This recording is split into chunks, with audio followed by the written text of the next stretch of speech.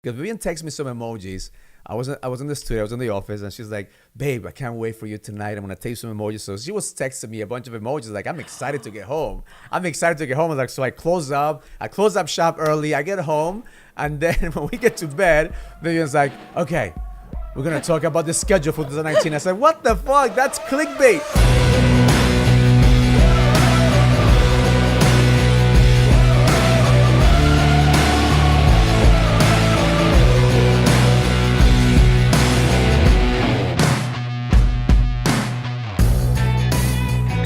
Welcome to the God, Money, and Sex podcast. My name is Vivian Villacis, and I'm here with my beautiful host, Vivian Villacis. So happy to be here. So thankful to be here with you today. and today's Thanksgiving Day. Yeah. Good thing that we love what we do. We were just talking about it with our kids. It's like, if you love what you do, you don't take days off. And good thing that I don't have to cook. When do you ever cook? That's the question. Not even Thanksgiving, but that's okay. No. That's a different topic. The topic for today is how to avoid stress during the holidays in a relationship, because I think that's a topic that you and I could talk for hours, but we're not gonna talk here for hours. We're gonna give you a quick little framework in order for you to just avoid the holiday stress. Because I think that if we track back our relationship, I think that we had more fights, more situations. I could even track back when we were boyfriend and girlfriend. I mean, going back into our boyfriend and girlfriend times, the holidays were always the most stressful times. And I think it's not just, it's for all of us. I think we get so caught up in like the busyness of what the holiday brings and I think that's the part, like, I get upset at myself because I get so caught up in the shopping and the moving and the, our schedule, over scheduling myself. And then at the end, I feel so angry at myself because I was like, I forget really what the holidays are about. And sometimes I think like we all forget. I think that is between the holidays and the end of the year, because I know that for me, the stress is like shit. Like, the end of the year, I got to make sure everything that I have planned is already done. And I'm trying to catch up. I'm trying to figure things out towards the end. I mean, in my real estate company, people take days off. Attorneys are not working. The banks are not working. So we're trying to close deals at the end of the year. Yeah. So we have the stress of the business. Yeah. Then you have the stress of the holidays. Then that's just the recipe for disaster in a relationship. Yes. And then bring in the kids, bring in the family, bring in all this food, bring in all this alcohol, like all these things that we throw into the mix. And I know, like, for me, especially like when we started the month of November, which started with my birthday, it's actually October, November, December. And I remember like listening to one of your clients, Dr. Bart. He was saying, like, you have to set yourself up in this 3 months for you not to fail in your body, not to fail in your mind, not to fail like at the end of the year. And I think that was like a great place for me to start, because starting October, like all these things I knew were already coming up, I was already falling into that rut of over scheduling myself, of overdoing, of over even giving. And I think a lot of the times, like, we mean well to give time, to give, gifts and to do all this preparations, but we just overdo it. We don't take care of ourselves. And we forget about ourselves. So like one of the things that I think, the three pressures that we get, and I'm thinking back in our relationship, number one is the pressure of money. Yes. I mean, going back to our, boyfriend and girlfriend times, I remember working like 2 jobs so I could buy you a gift. Overspending. I remember like my whole goal when we're boyfriend and girlfriend is for me to buy you an expensive gift, because that was how I showed my love for you, right? That's how I showed my love and appreciation. So I think that's a conditioning. I think a lot of couples, during the holidays, they're trying to make up for not showing up during the year.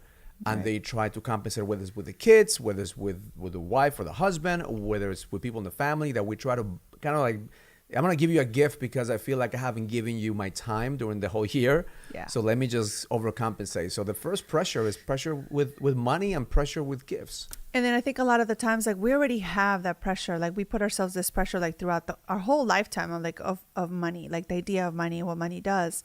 But if we look at money in a different way, then, like, we wouldn't really put ourselves so much pressure with it at the end of the year to have to buy like these expensive gifts, like you say, like, is that really conditioning? Yeah, but is that really necessary? So then if you were to ask, like, one of the best things that we could have done is, like, Christmas is coming. We have to buy some gifts. The reality is, like, let's set a budget and how much are we going to spend? So it's not like this just an out there idea of like at the end of the Christmas shopping, then it's going to be like an overwhelming amount that you had no idea how much you spend. It's like start with the budget, start with the idea of like how much do you want to spend. I think that that's at the beginning of a relationship. We didn't have that mentality. Yeah. We didn't have the budget. We just wanted to just buy presents for everyone. And then kind of like that's how we make up for not showing up during the year or not being there. And that's where the stress comes in. It's like we get into debt in the holidays and we're trying to catch up during the entire year. And look how crazy it is. Like, you know, when I look back, it's like we got into debt in the holidays and we pay it back during the whole year, and then we get into that again. So it's kind of like the never ending circle, right? Yeah. Of like you overspending, overbuying, and for what? You know, the reality is that, you know, at the end of the day, the kids are going to throw away some of the toys. You know, adults are probably going to return some of the shit that you give them. At the end of the day, it's just the culture, like the marketing behind it. You know, Black Friday is here. Like you're forced to even look at deals, and you buy shit because it's a good deal. It looks good, yeah. It looks good. So it's part of breaking that condition and saying, okay, I'm not going to overspend. I'm not going to buy things I don't need. I'm not going to buy just for the sake of trying to buy a present. And I'm going to be disciplined. And it takes discipline. I think you and I talked about, you know, years ago, and I said, okay, why is it that we fall into this trap of money during the holidays? Why is it that we get into debt, like maxing out the credit cards and all these things, right? Yeah. So then once we started getting discipline into what we spend and said, okay, I think we made a decision. We're not going to give everybody presents in our family. We're going to give only the kids, right? You're right. And then now we do a Secret Santa. Which is awesome. Secret Santa thing. Because at the end of the day, I don't need presents from my family. My family doesn't need presents. It's just, you have to show appreciation a different way. It's not necessarily buying it. Yeah, during the whole year. You don't have to just buy gifts during the holidays. So we did the Secret Santa thing. It was great. That reduced the pressure. Yeah, for everybody. For everyone in the family, because I come from a big family. You come from a smaller family, so it's a different story. If you come with a smaller family, it's easier. But we have like, you know, 30, 40, 50 people. It gets expensive. Yes. And as we go through this, you realize that, okay, now also pressure for those that feel obligated to, because some people don't have the money. Now they feel obligated because they're receiving presents. Now is an obligation. Like, because you give me a present, now I have to feel obligated to give you a present. Yeah. So like once we decided like no adults get presents, like we just narrow it down to kids. That takes the pressure off buying the presents. That takes the pressure of getting into debt financially. It takes the pressure off too of being forced to buy something just because. And that's the way you start looking at things different. And that's what we always talk about, like, how can we bring that awareness? And that's just like a choice that you make, you know? I was talking to one of my clients, and one of the biggest things for her is like, and this was a huge thing for me, like at the end of this 2-3 months, I will feel so worn out in my body because you're shopping and you're, you know, going through all these different parties and scheduling all these different things that you want to do. But I was telling her, I'm like, it's a choice that we make. Like, how do you want to spread yourself? Like, I feel like, you know, in the past, I haven't done this. And this is like at the end of the year, I would feel sick. And I would start the New Year's like just so worn out and had a fever. I remember you would start like that too, right? Like sick and tired because you gave your all so much throughout those years. The necessary thing that we give our all is that we overdo it. Is that we overdo it. And it goes back to like the second pattern, which is stress of time. But do you really overdo it, or do you just like, you do too much? Well, that's you overdo it. You don't take care of yourself. Yeah. So if you're watching this through Facebook, just comment what's the biggest struggle that you have right now in your relationship during the holidays. Questions that you have, just put it in the comment section. My team is going to take a look at the questions and we're going to answer them during the podcast. Yeah. If you're watching this in the recorded version in iTunes, Spotify, YouTube, you're welcome to send us some comments, send us some questions that we'll address in the future podcast. But we're talking about stressful relationships, how to avoid the stress in the relationship during the holidays. Because I think that you and I, like, this is like, that was a breakthrough that we had. The breakthrough is like, okay, how can we break the pattern of fighting and being stressed during the holidays? Because that's when we look at all the stress that we had between you and I as a couple. Here's another thing that I think that we also overlook during the holidays is, in couples, so this is not PG-13, we don't have enough sex during the holidays. Because we're stressed with time. Because we're stressed with time. And by the time the night comes or whenever you have time to do something, it's like you're so drained out that you really don't have the time, energy, or the desire to do something. But then at the same time, it's like once you have sex, that actually brings down your stress level down. And that's something that we're forgetting, but it's like we're just so not into that idea. So I think, like, for us, something that we did is like we continue to schedule our, time to be together. We continue to schedule our date nights, even though there is, so many holiday parties and holiday stuff to do, but also we pick and choose where we're going to go. Again, that's what we decided a couple of years ago. We looked at our schedule and said, this is ridiculous. Oh yes, I remember that. We were doing so much because it's like we go holiday party after holiday party after holiday party, and then we feel obligated because of relationships, because of business ventures and all these things. So we decided not to attend any holiday party. Yeah, it was too much.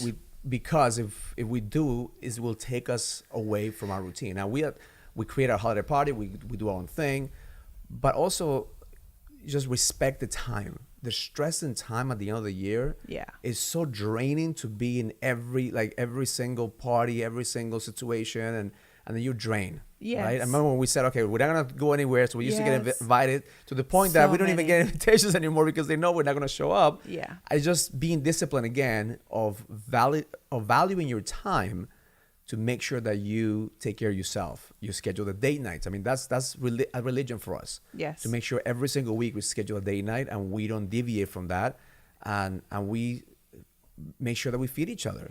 And then even in the holidays, I feel like, so going to date night, sometimes it gets complicated because of the kids, or because, like, okay, Thanksgiving is on a Thursday and that's when like our date night is.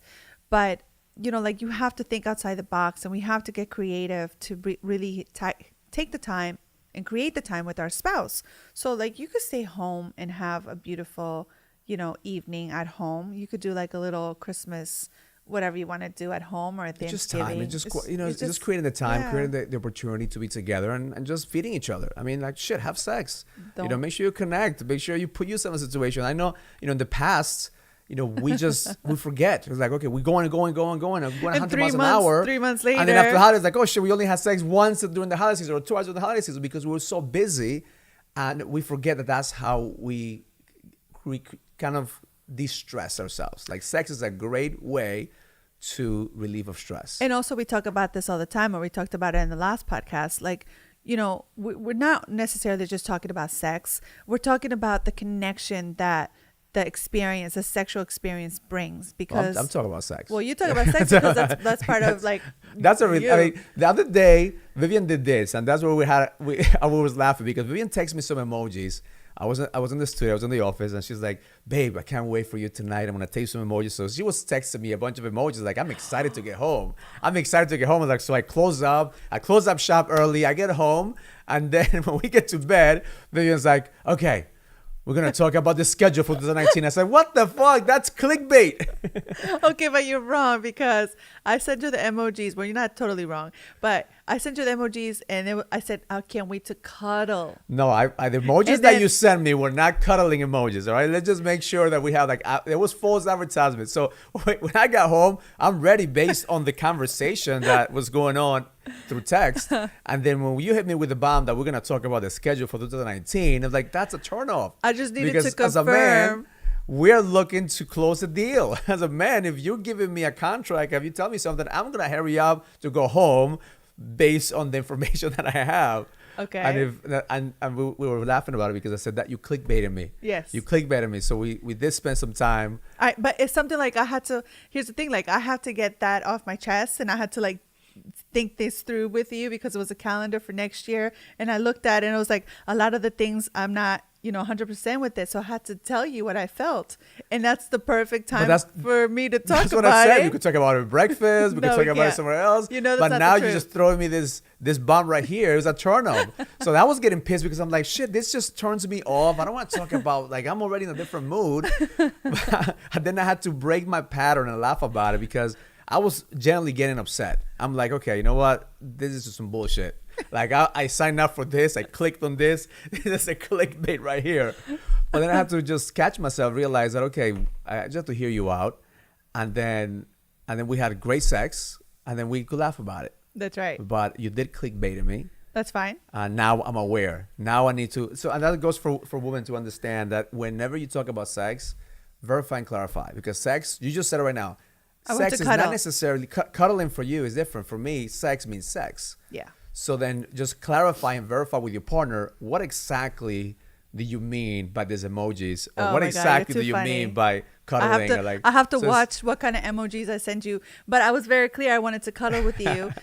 And that's part of the thing. Like in the holidays, we forget to even do that. You know, like Yes. we're so stressed out about doing everything else. We forget to cuddle. We forget to have sex. We forget to touch. We forget to kiss. We forget to eye gaze. We forget to have date nights. We forget to go for walks. We forget to like all these things. And these are things that feed us throughout this holiday season. And if we forget to do that, by the time the holidays end, then you will feel You'll be like drained. there is no Yeah. that deep connection that you were working on all of a sudden is lost because of all this holiday stress. Okay, so and that's it's time. so not worth it. So make sure that you allocate time with your partner.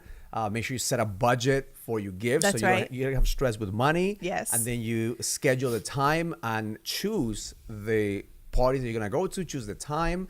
And then the third pattern, the third trigger for us is family.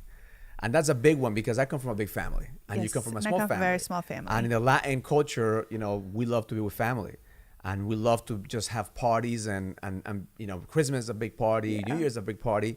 So it's, where do we spend the time? Is it your parents, my parents? I mean, that was our fights for years. I mean, Yeah. every time holiday came in, it was like fight after fight because we had to split our time between families. Yeah. So I think that understanding, and as we mature, is like we just have to honor ourselves to do what we feel is right for our family, and Our really not to intermediate please family. everyone, because I think Yeah. that's when you come from a big family, try to please everyone. And I love my family. I love, you know, to get together. At the same time, I also love to just be with the kids sometimes and be with you. So it's just having those conversations and saying, okay, this year we're gonna do this, next year we're gonna do that, and just scheduling and make sure you hear the other person. Because what happened last year, that we had a big misunderstanding last year. You didn't hear me at all. You didn't hear me, And you didn't hear me. So they see what happens is it's a misunderstanding, because New Year's came in, and I said we're gonna have New Year's dinner in our house, which is Right. a small family, Right. and then we're gonna go to my parents' house, which is a big party, big family. Yes. So we did that. We had dinner. We were by the fire. It was like 10 o'clock at night, or 10:30, and all Or of a like sudden, 11 or towards 11. I said, 11:30. okay, babe, let's go. It's time to go to the party. Like that's, Yeah. you know, that's my mind was towards that goal the entire time. And you said, no, I thought we were going to stay here. And I said, at no moment my intention was to stay here. My intention was to have dinner as a family and then go to the bigger family. And that's where I feel like we were back in high school. I felt like we were back, like, you know, arguing about this, because you were kind of acting like, no, I don't want to go. I'm like, no, we have to go, because that's what we said we're going to do, because they were waiting for us. So again, that mentality is that we have to do something, but then already have planned. As a man, we have a goal. We have a target to hit. And if there is no communication, like if there's no sign, there was no sign from my side at least, that we were Okay. not going to hit that target. So I kind of like just didn't even want to continue the conversation. And I'm sorry that I have to throw you under the bus. Okay, go ahead. Okay. But keeping it real, this is what the holidays are about, right? That night we were sitting by the fire and we were, you know, pretty much done with dinner and everything. And then we had a glass of wine. Then we had a bottle of wine. Then I think we had 2 bottles of wine. It's 11:30 at night. You wanted to get to your family's house because you wanted to be there for midnight. Yes. And in my head, I'm thinking, you are not necessarily drunk, but you are under the influence of alcohol. It was started to snow, and we had guests. But let me finish. Go ahead. And we had guests over, right? Jay was there, and I'm thinking like, you're gonna put me, my kids, in danger to go in the snowstorm after you've had drinks, put us in the car to take us there. And you said yes. And that part, hold on one second. And that part was like, I cannot believe that he would do that just because he wants to go and be there for, you know, for the next party. That's my thinking. So that's the trigger, right? Right. Because I asked, there's Ubers, that's how I believe the stories get created.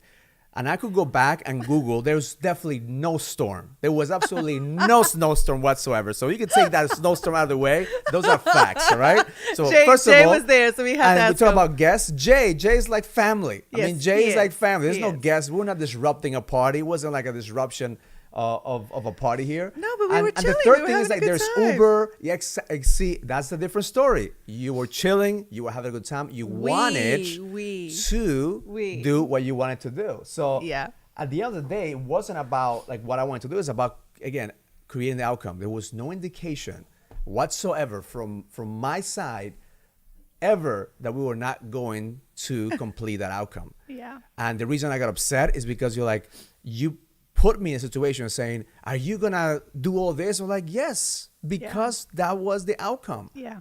And as a couple, we have to make sure that you hear the other person and don't try to blame that person into. But like, that in that situation, you didn't want to hear anything anymore. Like you were already set in your mind that you had to go, and then it really upset me that you would put us in that situation. And maybe I didn't voice it clearly because, like I said, when I'm angry, like I'm like the Hulk. You don't want to see me. So there's angry. two versions of Vivian and I that show up in situations. Like Vivian's version of like this little princess that wants to get her way, and then my dog warrior that doesn't give a shit shows up. Yeah. And then when there's an influence of alcohol, and then you're drinking a couple of drinks, it's even my dog worse. warrior says, "Fuck this! Like we're gonna get our way, Yes. and we're gonna make shit happen." Yes. And then your princess comes in and acts says, like, "No, I'm not no." gonna do it." So that's all. Those are the patterns, and for those who are hearing this, like those, you have to learn to see who shows up in those situations.